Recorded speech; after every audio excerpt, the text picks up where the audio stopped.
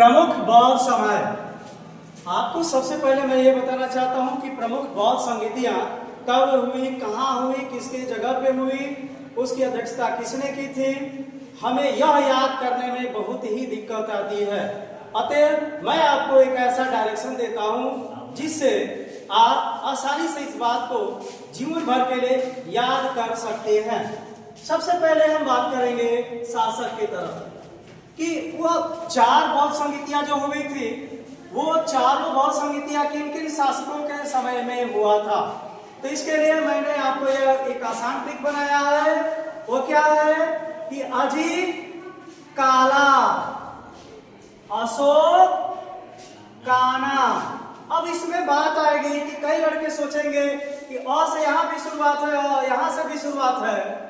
तो याद रखिएगा जो पहले आएगा वो पहले वाला होगा, स बाद में आता है अर्थात वो बाद में ही जाएगा। तो अजीत नाम का वो लड़का था, वो काला था, और अशोक था जो कि काना था।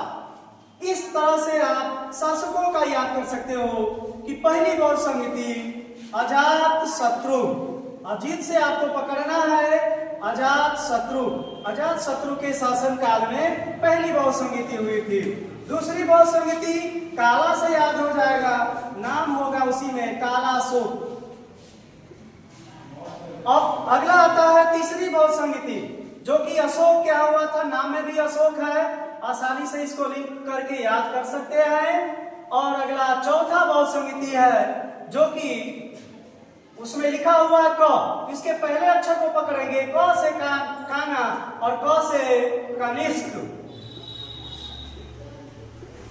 अब आते हैं बात, पहली बौद्ध संगीति जो हुई थी वो किस स्थान पर हुई थी। इस बात को याद करने के लिए मैंने आपको एक और ट्रिक डाला है। वो क्या चीज है, तो आप यहां से ध्यान रखिएगा। राजा किसाली, पटाने को कुंडल। यहाँ पर ई का कोई अर्थ नहीं चलेगा, को का कोई अर्थ नहीं चलेगा। अब राजा से आपको याद हो जाएगा राजगृह, साली से याद हो जाएगा वैशाली, पटाने को याद हो जाएगा पाटलिपुत्र,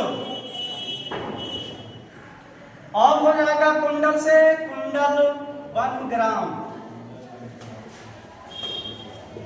अब आती है बात कि पहली बौद्ध संगीति किस जगह पे हुई थी, तो आपको राजा से पकड़ लेना है राजगृह।